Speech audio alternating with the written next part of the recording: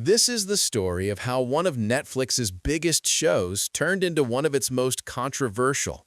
Stranger Things Season 5 didn't just end a beloved series, it ignited a firestorm of drama involving cast controversies, a $500 million budget, a messy divorce, creative failures, and the lowest audience scores in the show's history. And if you're here for all the tea on what went wrong with Stranger Things, do me a favor and hit that like button right now, because this story gets messier with every chapter. Let's break down everything that went wrong. Before we dive into the personal drama, we need to talk about the money, because Season 5 of Stranger Things cost somewhere between $480 million to produce. That's $50 to $60 million per episode for 8 feature-length episodes. And just to be clear, that's an absolutely insane amount of money for television.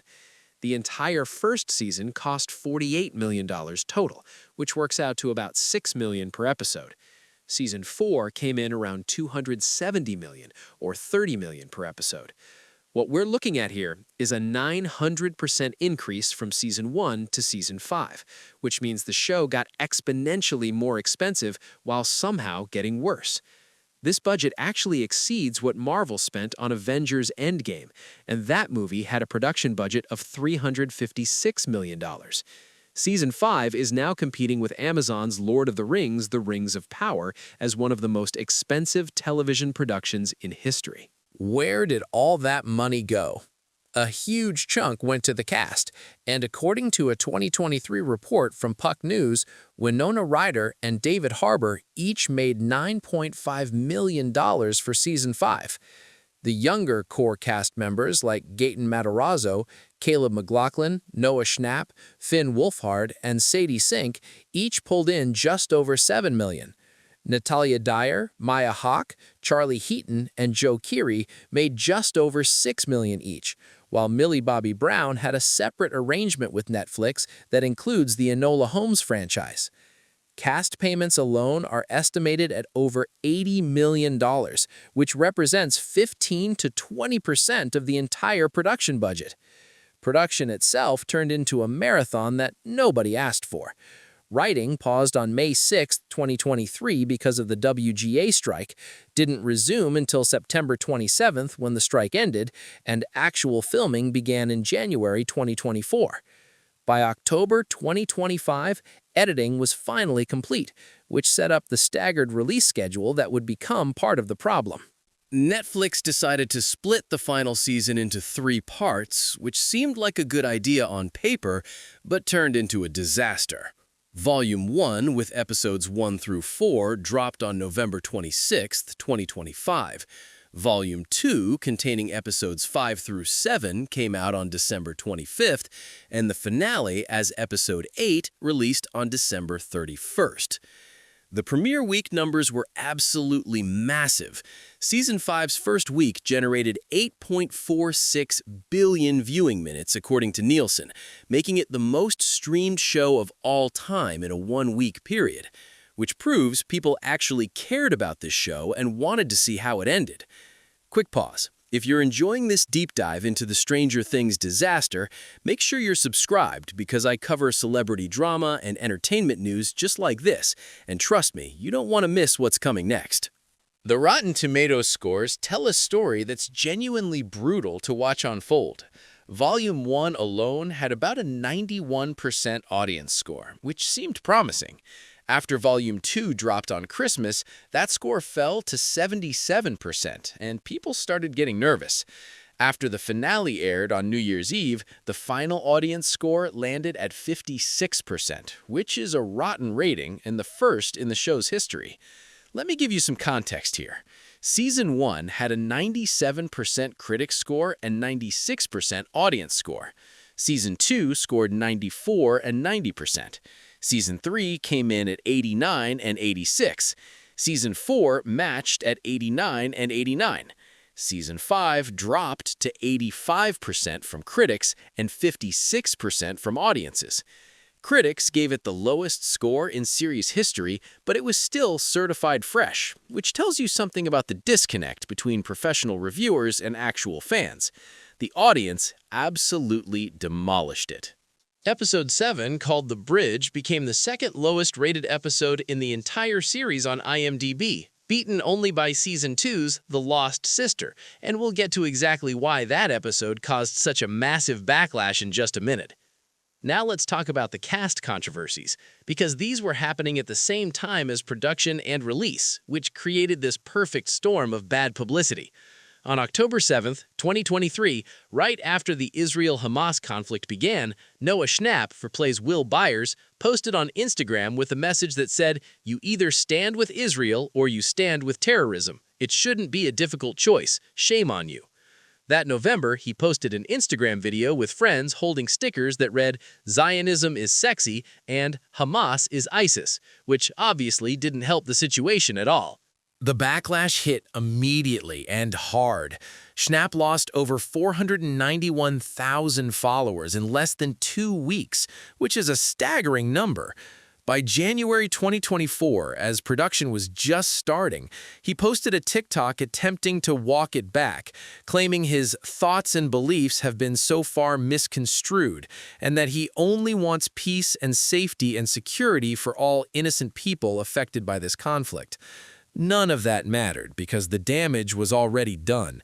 Boycott calls for Season 5 spread across social media like wildfire, and fans started organizing campaigns to tank the show's ratings before it even aired. And speaking of things getting worse, if you think that's messy, just wait until you hear what Brett Gelman did. But first, hit that subscribe button and turn on notifications because this channel covers all the behind-the-scenes drama that mainstream media won't touch. Brett Gelman, who plays Murray Bauman, decided to publicly support Schnapp at the worst possible time. On January 17, 2024, he came out stating that he also thinks Zionism is sexy and agreed that Hamas is ISIS, which meant now 2 cast members were in the middle of this controversy.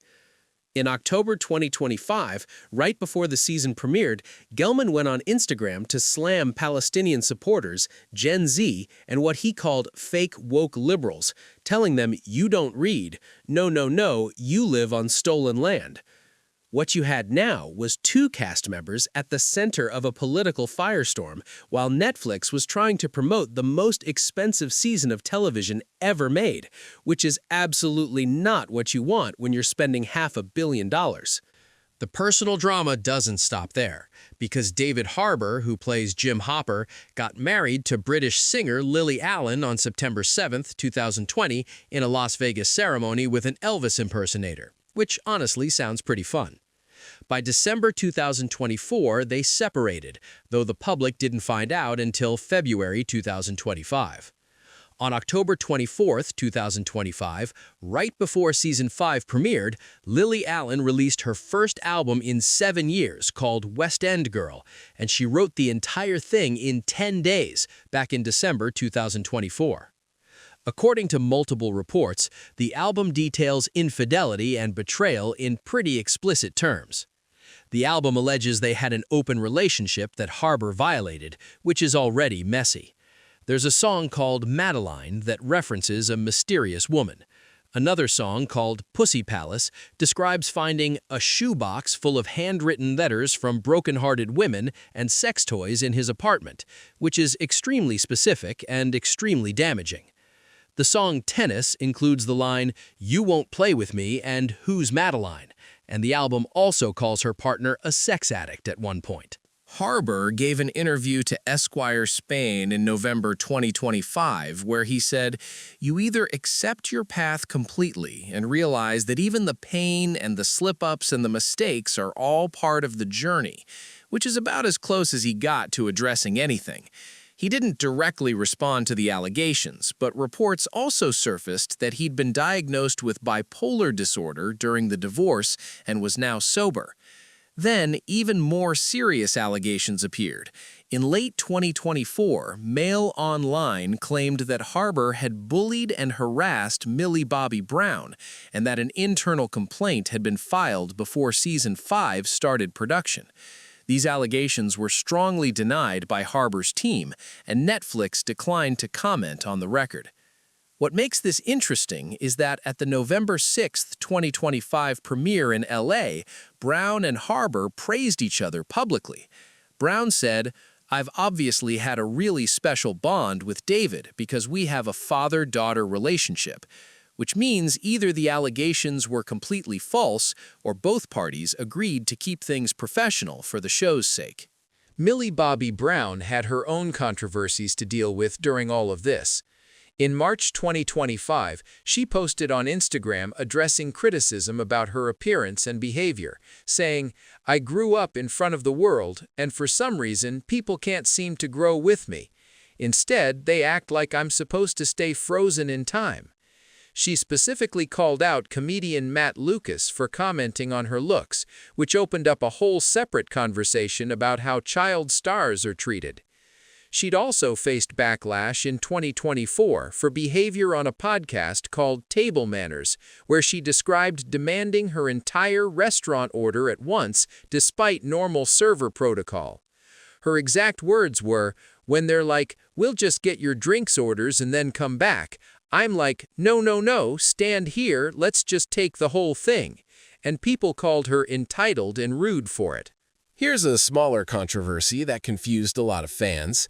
Eduardo Franco played Argyle, Jonathan's stoner friend in Season 4, and fans absolutely loved him because he was funny, charming, and brought some much-needed levity to the show. He's not in Season 5 at all, and no explanation is given anywhere in the episodes. In January 2024, Franco revealed that he never got a call and didn't get a call to return, which suggests the creators just decided not to bring him back. The Duffer Brothers never explained why they cut a popular character that fans wanted to see, especially given how much screen time and budget went to other elements that completely failed to land. All right, before we get into the scene that made the internet explode, quick reminder to smash that like button if you're here for the unfiltered truth about what happened with Stranger Things, because what I'm about to tell you is exactly why that Episode 7 rating tanks so hard. We need to talk about Episode 7 called The Bridge and the scene that absolutely destroyed the ratings. Will Byers comes out as gay to his family and friends before the final battle with Vecna in what's described as an emotional, show-stopping moment. Noah Schnapp said it was like a 12-hour day of just that monologue. "I was just in tears while filming it." The Duffer Brothers defended this scene extensively and passionately. Matt Duffer called it the final step in Will's journey and said he's trying to figure out how to come out, and he knows that he needs to do that. They described it as the key to defeating Vecna and claimed they spent the longest time of the series writing this particular scene. Originally, it was just with Joyce, then they expanded it to include all his friends in the room. The backlash was immediate and absolutely savage. Elon Musk tweeted, "It's completely unnecessary and forced on an audience that just wants to enjoy some basic science fiction," which added fuel to the fire. What fans were actually mad about wasn't just the content of the scene, it was the timing and execution. People criticized it for happening right in the middle of the climactic action buildup when everyone should be focused on the final battle. One common complaint that kept popping up was about the forcing of everyone into a room to sit and be quiet, then listen to every awkward word, when most already knew and didn't give a f because they're trying to save the world. This single episode became the second lowest rated in the entire series on IMDb and contributed heavily to the review bombing campaign on Rotten Tomatoes that dropped the audience score to 56%. The finale itself had three major complaints that kept coming up over and over. First problem was the Dr. K storyline. Linda Hamilton was introduced as an antagonist with a lot of buildup, but she was completely sidelined during the climax with absolutely no resolution to her character arc. Second issue was the complete lack of stakes throughout the ending. No major characters died despite this being the final battle of the series. There were multiple fake-outs that annoyed viewers. Eleven has a death scene, but Mike's theory allows the audience to believe she survived, which removes any emotional impact.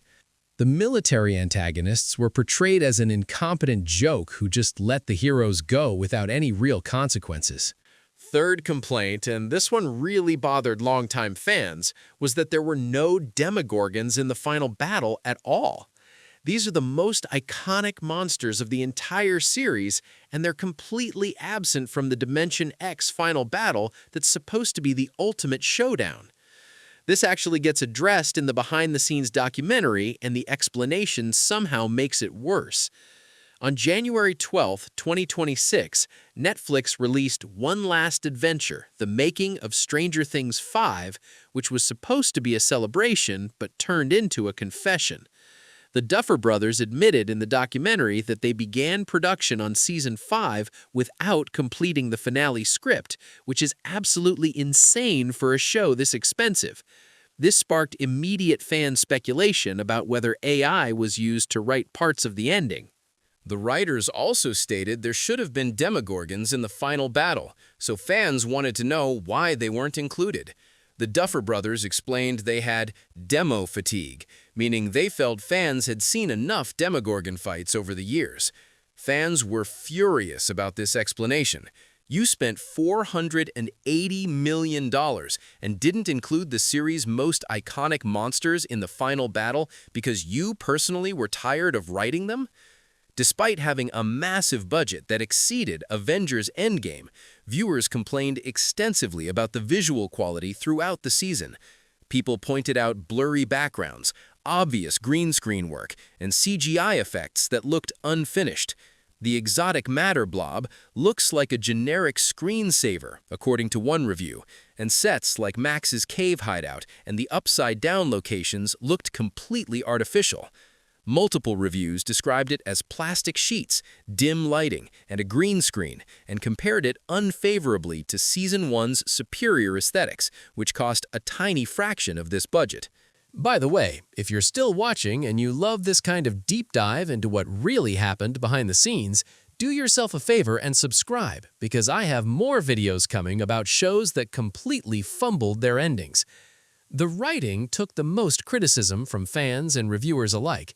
People said the dialogue felt AI-generated, with characters constantly explaining their feelings instead of showing them through their actions. Reviews described some of the worst writing I've ever seen on a major TV show, and characters delivering speeches filled with quips that sounded artificial intelligence generated, which is a devastating critique. The finale had a nearly hour-long epilogue that was packed with fan service moments that felt forced. The ending was criticized as non-committal and more focused on setting up multiple spin-offs than providing a satisfying conclusion to the story fans had followed for almost a decade. The ending was so controversial and unsatisfying that fans created an elaborate conspiracy theory called Conformity Gate because they literally couldn't believe that was the real ending. Fans theorized there was a secret Episode 9 that Netflix would release later. They based this theory on clues, like red scripts visible in behind-the-scenes footage, white paper in other shots, and weird results in Netflix app searches. January 7, 2026 was when the theory predicted the secret reveal would happen and fans would get the real ending. Netflix debunked the entire theory. There was no secret episode. The theory suggested that the finale viewers saw was some kind of illusion, and the real ending would be revealed later to blow everyone's minds. What this really was is pure fan desperation to believe the actual ending wasn't real, because accepting that the finale we got was what the Duffer Brothers intended was too depressing for fans who'd invested years in this show. This whole mess actually has roots going back years before Season 5 even existed. On April 2, 2018, a filmmaker named Charlie Kessler filed a lawsuit against the Duffer Brothers for breach of implied contract, claiming they stole the entire idea for Stranger Things from him. Kessler had made a short film called Montauk in 2012 that premiered at the Hamptons International Film Festival. He claimed he met the Duffer Brothers at a Tribeca Film Festival party in 2014, discussed his short film with them, and pitched his treatment for the Montauk Project feature film. The thing that made this lawsuit interesting is that Stranger Things was originally titled Montauk during development at Netflix. The Duffer Brothers initially denied any meeting ever happened and said they'd never seen Kessler's film. Later, they admitted attending the same party but claimed there was no substantive discussion about the project. They provided emails from 2010 describing their Montauk project ideas, which predated Kessler's film, and a pilot script from 2013 that was written before the alleged meeting took place. The trial was scheduled for May 6, 2019, which would have been a huge public spectacle. On May 5th, less than 48 hours before trial was supposed to start, Kessler suddenly dropped the entire lawsuit. His statement said, "After hearing the deposition testimony this week of the legal expert I hired, it is now apparent to me that the Duffers independently created their show. Documents from 2010 and 2013 proved that the Duffers independently created their show." Netflix released a statement saying, "We are glad to be able to put this baseless lawsuit behind us," which is exactly what you'd expect them to say. What's unclear is whether a settlement payment was made behind the scenes, because the timing of dropping the lawsuit the day before trial raised a lot of eyebrows in the entertainment industry. Both Kessler's film and Stranger Things were based on the Montauk Project conspiracy theory, which involves alleged U.S. government experiments on children at a Long Island military base in the 70s and 80s. There was definitely thematic overlap between the projects, but the Duffers had documentation proving they'd been working on their version of the concept independently for years. What makes this entire situation genuinely tragic is that Stranger Things has had real cultural impact that can't be denied. Kellogg's frozen waffles saw a 14% sales increase in Q4 2017 after Season 2 aired.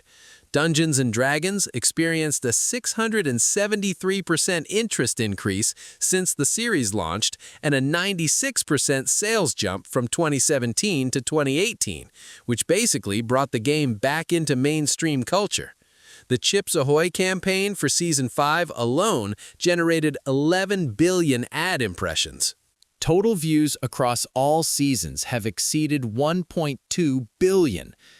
Stranger Things was the first Netflix series with 5 seasons simultaneously available on the platform, and it remains one of their most stable assets despite newer shows like Wednesday and Squid Game having higher individual season ratings. The show mattered to popular culture. It influenced fashion, revived 80s nostalgia, launched multiple careers, and brought people together around a shared love for this story. And then Season 5 happened and destroyed a lot of that goodwill. Despite everything that went wrong, Netflix is moving forward with spin-offs because they've invested too much money to walk away. A live-action spin-off entered active development on January 5, 2026. An animated series called Stranger Things Tales from '85 is set between Seasons 2 and 3 and will release sometime in 2026. The Duffer Brothers recently exited Netflix for Paramount, where they've been offered an exclusive first-look theatrical deal for future projects. They're leaving behind the mess they created and moving on to the next thing. If you made it this far, you're a real one. Drop a like and let me know in the comments which piece of this drama shocked you the most, because honestly, every part of this story is insane. What actually happened to Stranger Things? How did a show that cost $48 million for its first season and earned a 97% critic score and 96% audience score turn into a $480 million disaster with an 85% critic score and 56% audience score? It's a combination of everything we've covered.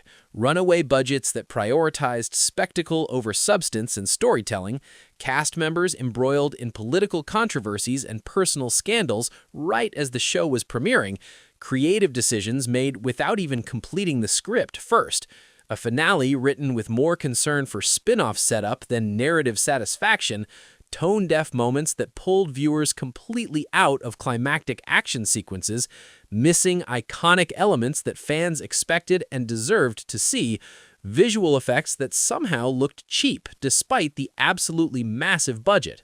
At its core, what happened was creators who lost touch with what made the show special in the first place. Season 1 worked because it was scrappy, heartfelt, and focused on character and story. It had limitations that forced creativity and made every dollar count. By Season 5, there were no limitations except the ones they chose to ignore, like finishing the script before production started, or including Demogorgons in the final battle because of their self-diagnosed demo fatigue. The premiere week viewership proves people still care deeply about this show. 8.46 billion viewing minutes shows the audience showed up ready to love the ending. That 56% audience score shows they absolutely hated what they found when they got there. Stranger Things started as a love letter to 80s nostalgia, to Spielberg and Stephen King, to the power of friendship and the resilience of kids facing impossible odds. It ended as a cautionary tale about what happens when you lose sight of your story in pursuit of scale, spectacle, and franchise building. The drama isn't just messy, it's a perfect example of how even the biggest shows with unlimited budgets can completely fumble the ending when the creators stop listening to what made audiences fall in love in the first place. Thanks for watching, and if you want more deep dives into entertainment, drama, and celebrity news, hit subscribe and turn on notifications so you never miss an upload. I'll see you in the next one.